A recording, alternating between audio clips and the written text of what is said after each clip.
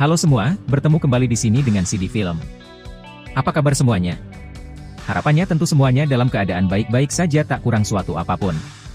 By the way, terima kasih ya buat para penonton yang sudah klik video ini. Entah efek suka atau emang penasaran, yang pasti satu klik dari kalian adalah dukungan bagi channel ini untuk terus berusaha memberikan hiburan lewat penjelasan alur cerita film kesayangan kita, dimana bagi kalian yang malas nonton film, entah waktu yang kepanjangan, atau memang kalian tidak punya waktu yang panjang untuk nonton film itu. Yang pasti apapun alasannya, CD Film siap menemani waktu santai kalian semua. Kali ini CD Film akan ngasih klip film yang seru bertemakan gelut alias baku hantam, yang berjudul Falcon Rising tahun 2014. Bercerita tentang seorang mantan pasukan khusus bernama John, yang mencari pelaku penganiayaan terhadap adiknya di daerah Favela pinggiran Brazil. Tak usah berlama-lama, mari kita ikuti alur ceritanya.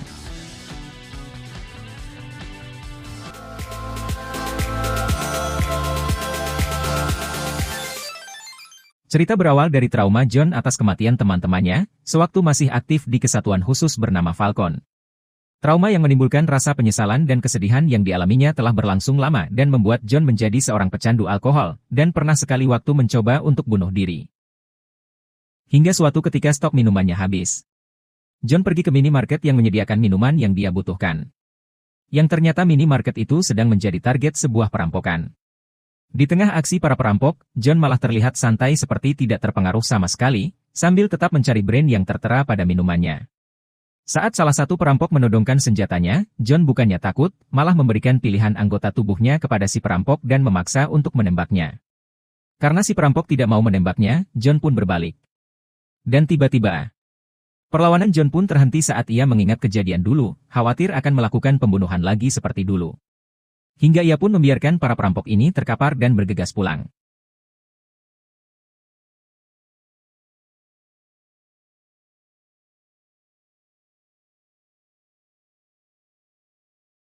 Ketika malam datang, sakit kepala John kembali kambuh, disertai ingatan masa lalunya yang begitu gampang menghabisi orang. Dan akhirnya daripada keluyuran tak karuan yang ujung-ujungnya berantem bak Big Book, John pun lebih memilih fitness, sambil berusaha melupakan masa lalunya yang kelam. Di keesokan harinya, John dikagetkan dengan kedatangan adiknya yang bernama Cindy. Yang menurut John, Cindy datang tiba-tiba tanpa memberitahunya terlebih dahulu, tapi Cindy menyangkalnya. Menurut Cindy, dia sudah memberitahukan akan kedatangannya kepada John sudah 1 minggu yang lalu. Cindy yang bekerja di lembaga sosial ini jauh-jauh datang dari Brazil ke Amerika untuk menemui John setelah lama tidak bertemu.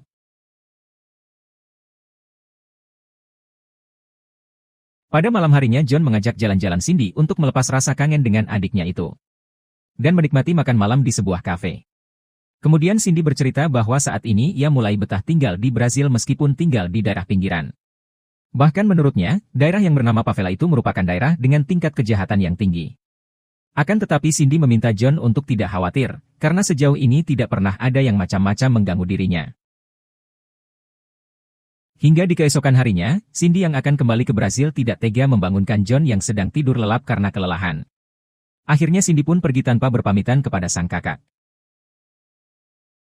Setelah beberapa hari berlalu, kita beralih ke kota Favela. Kota kecil yang berada di pinggiran Brazil. Meskipun terbilang kota kecil, tapi faktanya kota ini adalah sarangnya para gangster dan para penjahat, gembong narkoboy. Saking sudah menjamurnya dunia hitam di kota ini, para anak kecil pun sudah biasa bertransaksi narkoboy layaknya jajanan anak sekolahan. Di sisi lain, ada seorang polisi wanita yang bernama Katarina, polisi wanita yang menjadi kebanggaan kota Favela.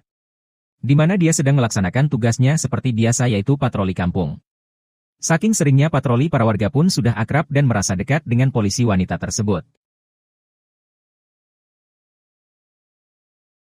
Tiba-tiba datang seorang anak kecil yang sedang panik ingin melaporkan sesuatu yang dia lihat. Akhirnya si anak kecil pun mengajaknya untuk segera mengikutinya menuju ke arah pantai.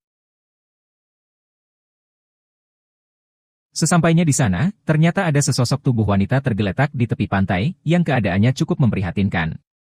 Sekujur tubuhnya babak belur dan tak bergerak dalam kondisi koma. Dan yang mengejutkan ternyata sosok wanita yang tergeletak itu adalah Cindy. Cindy yang kemarin kita lihat baik-baik saja, kini sudah babak belur dan tergeletak koma. Kedua polisi ini pun buru-buru memanggil ambulans untuk membawa Cindy ke rumah sakit. Kemudian kita beralih kepada wakil duta besar Amerika untuk Brazil yang bernama Manny. Setelah penemuan Cindy di tepi pantai, Manny ditemui dua polisi ibu kota dan memberitahukan kejadian tersebut. Wakil duta besar yang juga sekaligus teman John atau kakak dari Cindy ini terlihat kaget saat melihat Cindy babak belur seperti korban penyiksaan. Sementara si polisi bernama Tiago merasa tidak kaget-kaget amat, terlebih karena Cindy bekerja di lembaga sosial yang pastinya akan selalu berhubungan dengan para gangster dan para penjahat di kota tersebut. Akhirnya tanpa berlama-lama, Manny pun langsung menghubungi John dan memberitahukan akan kejadian yang menimpa Cindy.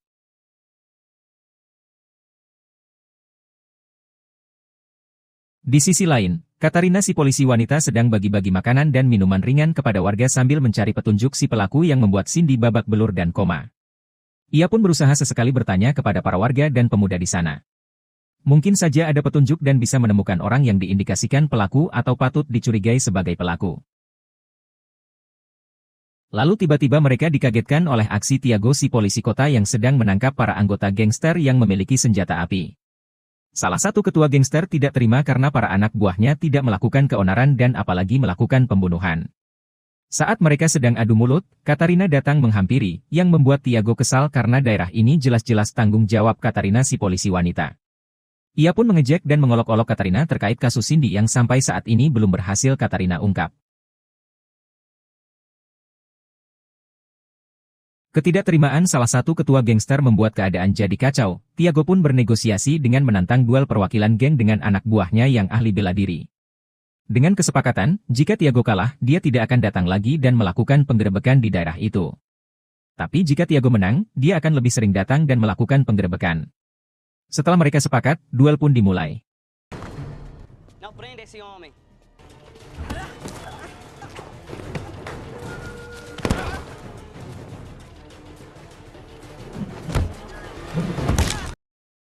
Setelah mengeluarkan jurus-jurus ampuh, duel pun akhirnya dimenangkan oleh anak buah Tiago. Para gangster pun dibuat tidak berkutik terhadap para polisi ibu kota ini. Kita beralih ke adegan lain, di mana John yang baru saja tiba di Brasil dengan membawa ransel khas tentara. Kedatangannya pun disambut Manny yang langsung mengajaknya untuk menuju rumah sakit. John mendadak syok dan lemas melihat adik satu-satunya ini babak belur terbaring koma. Kemudian Tiago datang dan menjelaskan bahwa kemungkinan besar Cindy mengalami perampokan. Terlebih karena Cindy ditemukan tanpa disertai identitas, dompet, tas atau perhiasan apapun. Tak puas dengan penjelasan Tiago, John pun ingin pergi untuk mendatangi TKP dan menyelidikinya secara langsung. Singkat cerita, Tiago membawa John menuju TKP di mana Cindy ditemukan. Di sepanjang perjalanan, Tiago menceritakan tentang subur dan semaraknya para gangster dan para penjahat pengedar narkoboy di daerah ini. Bahkan termasuk menjajakan gadis di bawah umur alias masih bocil sebagai pemuas nafsu para lelaki hidung belang. Setibanya di dekat TKP, mereka bertemu dengan Katarina si polisi wanita. Karena daerah ini adalah daerah kekuasaannya, Tiago meminta Katarina untuk menemani John ke TKP di mana Cindy ditemukan. Ketika sedang mengecek dan meneliti TKP, perhatian John tertuju kepada seorang pemuda yang memakai kalung sama seperti yang pernah dikenakan oleh Cindy. Tapi karena tak mungkin ia bertanya dapat dari mana, John pun mengabaikannya dan langsung kembali ke rumah sakit. Saat berada di rumah sakit, John melihat ada seorang suster cantik asal Asia yang sedang menyuntikkan obat pada impusannya Cindy. Suster cantik ini pun meminta John untuk bersabar, karena ia merasa Cindy pasti akan segera sembuh. Tapi beberapa saat kemudian, John melihat ada sesuatu yang tidak beres dengan Cindy.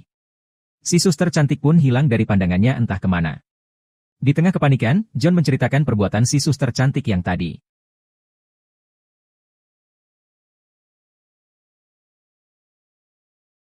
Namun dari percakapan suster dan dokter, John akhirnya sadar bahwa wanita itu sengaja sabotase agar adiknya tewas.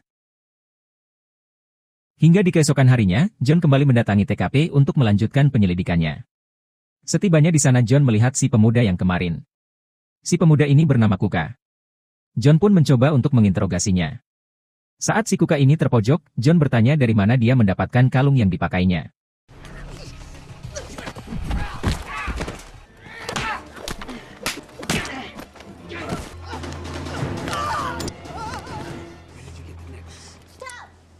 Ketika John terus menanyakan soal kalung, Katarina berusaha menjadi penengah karena si Kuka tidak paham yang diomongkan John karena si Kuka ini tidak bisa ngomong bahasa Inggris. Katarina pun menjelaskan kepada Kuka kalau John ini adalah kakak laki-laki Cindy. Setelah memberitahu Katarina juga menjelaskan bahwa adik perempuan Kuka adalah teman baik Cindy. Dan adik Kuka ini adalah korban penculikan. Dan ketika adiknya Kuka menjadi korban penculikan, Cindy memberikan kalung itu kepada Kuka. Mendengar penjelasan tersebut, John langsung meminta maaf karena sudah melakukan tindak kekerasan kepada Kuka. Setelah semuanya jelas, Kuka memberikan buku harian Cindy kepada John yang ia temukan di TKP. Kuka pun berharap dari buku tersebut, John bisa mendapatkan petunjuk tentang apa yang telah terjadi pada Cindy. Ketika malam datang, John terlihat murung karena sebagian buku harian Cindy sudah tidak utuh karena sobek, pudar dan buram.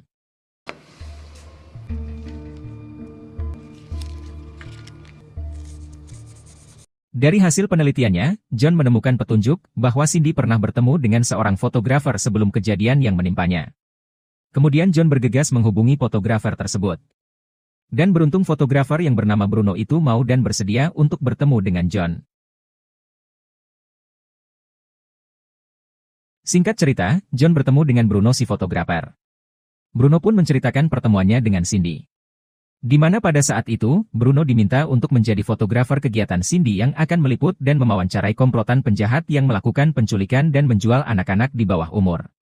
Ketika para polisi menemukan korban penculikan tewas, Cindy menduga bahwa para korban itu sebenarnya dijadikan bisnis penjualan manusia.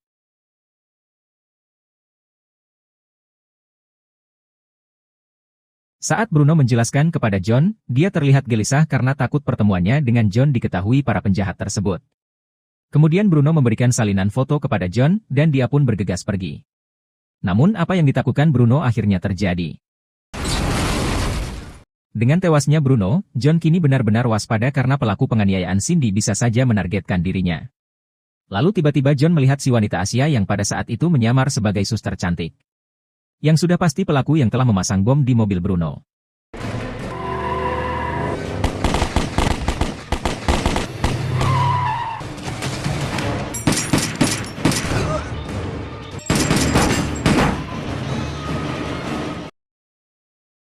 Setelah gagal menangkap si wanita Asia, John dan Manny melihat orang yang pernah diwawancarai oleh Cindy.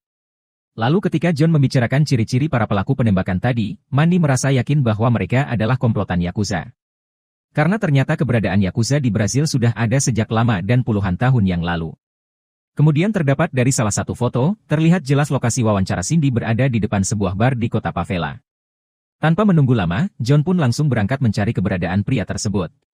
Saat berada di dalam bar, John baru tahu bahwa orang yang ia cari ternyata adalah seorang DJ. Yang bernama Lima.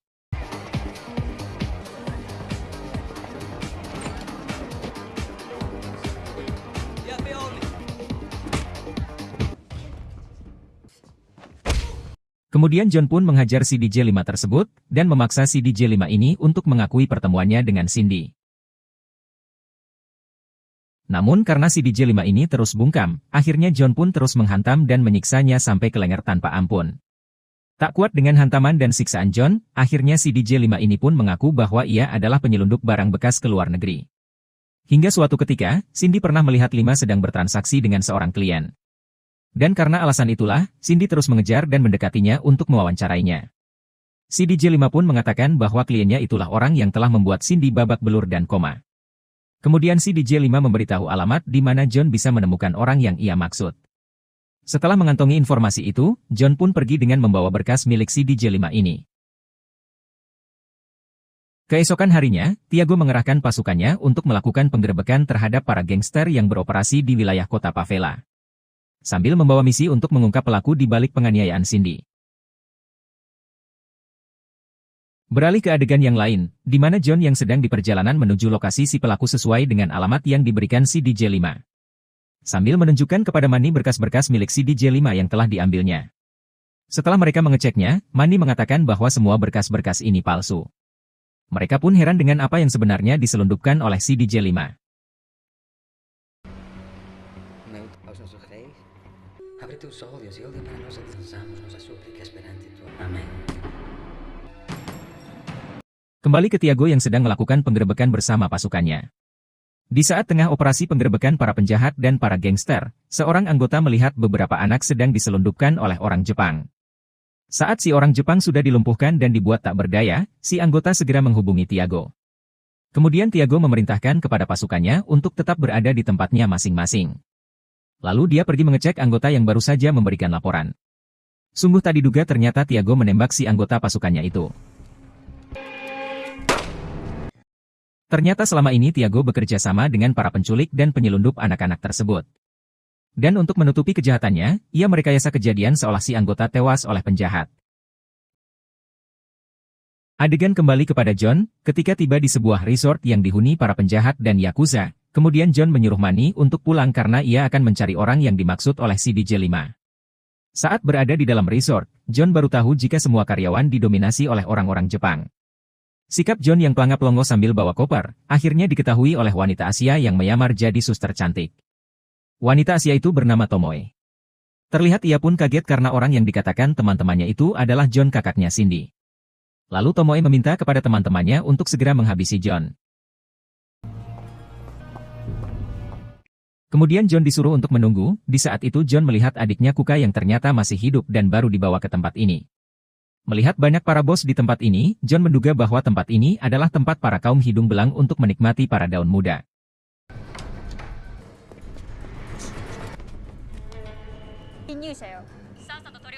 Ketika John sedang diburu, Tomoe menghubungi bosnya yang ternyata adalah seorang Yakuza. Pria ini bernama Hirimoto. Mendengar laporan dari Tomoe, Hirimoto ini sudah menduganya. Karena dia sudah menangkap si DJ-5 yang telah membiarkan John mengambil semua berkas. Kemudian Hirimoto dengan santainya menghampiri si DJ-5 untuk memberikan hukuman yang telah melakukan kesalahan dengan membiarkan John mengambil semua berkas-berkasnya sehingga pengiriman selundupannya menjadi terhambat. Hirimoto kemudian mengambil samurai dan dengan satu kali tusukan si DJ-5 pun langsung tewas.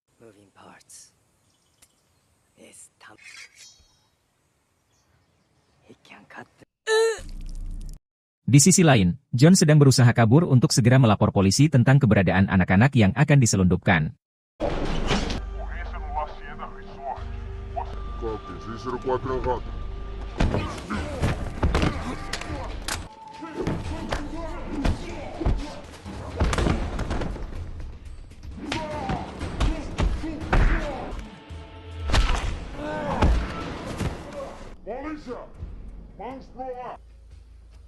Ketika para polisi datang, John menjelaskan bahwa perbuatannya ini adalah upaya untuk mencari para pelaku dan dalang penganiayaan yang menimpa Cindy.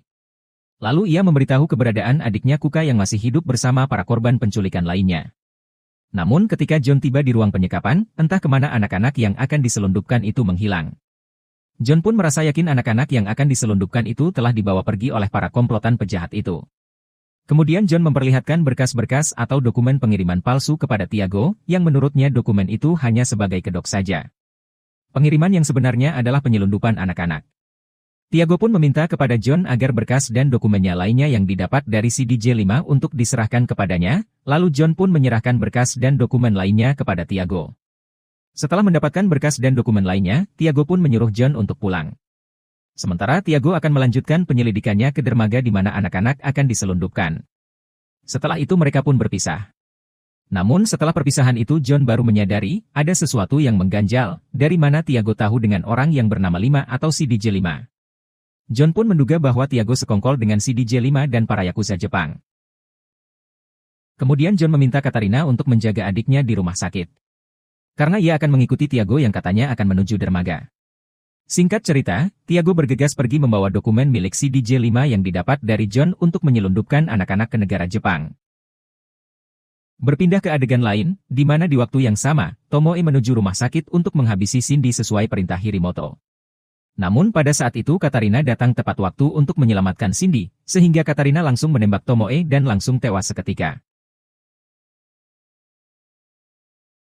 Adegan kembali ke Tiago yang sedang dalam perjalanan menuju dermaga, tempat di mana Hirimoto dan komplotannya biasa menyelundupkan anak-anak Brazil menuju negara Jepang. Sesampainya di sana, tanpa Tiago sadari, John ternyata berhasil mengikutinya dengan cara masuk ke dalam bagasi mobil Tiago.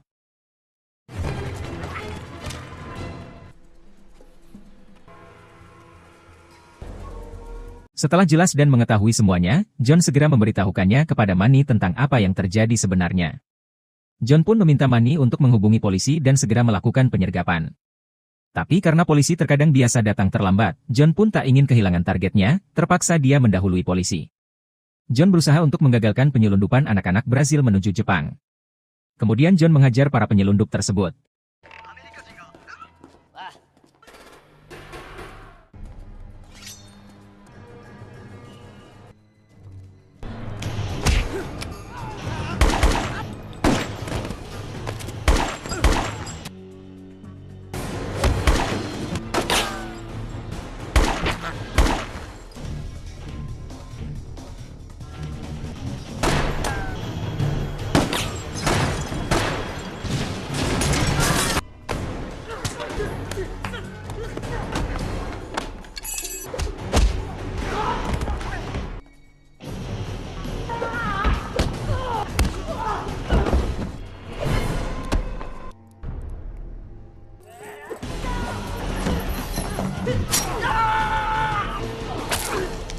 Setelah itu Tiago dan anak buahnya yang jago gelut dibuat tak berdaya. Akhirnya John pun bertemu langsung dalam pertarungannya dengan Hirimoto sang pemimpin Yakuza.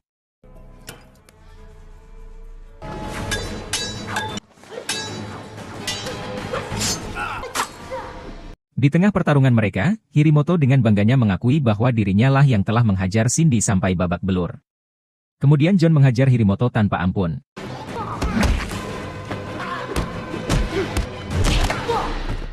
Akhirnya John berhasil membuat Hirimoto terkapar tak berdaya.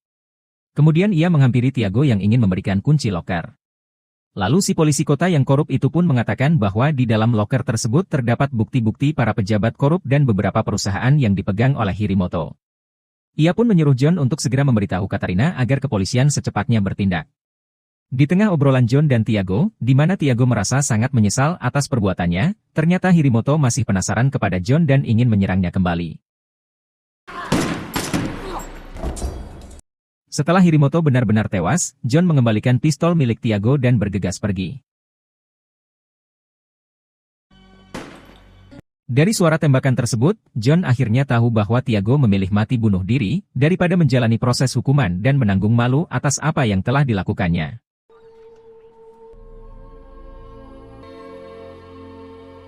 Beberapa hari berlalu, John melihat Cindy tersadar dari pingsannya, tapi kemudian pingsan lagi. Kemudian dokter menjelaskan bahwa terdapat cedera pada kepala Cindy yang masih membutuhkan proses penyembuhan yang cukup lama. Bahkan bisa memakan waktu bertahun-tahun dengan biaya yang sangat mahal. Karena keadaan ini, John kemudian menceritakan kepada Manny jika ia bakal butuh uang yang banyak untuk pengobatan adiknya itu. Lalu Manny menjawab dengan santai, menyuruh John untuk tidak terlalu dijadikan beban. Karena semua biaya akan diatasi dan ditanggung sepenuhnya, asalkan John mau bergabung lagi dengan kesatuannya dulu.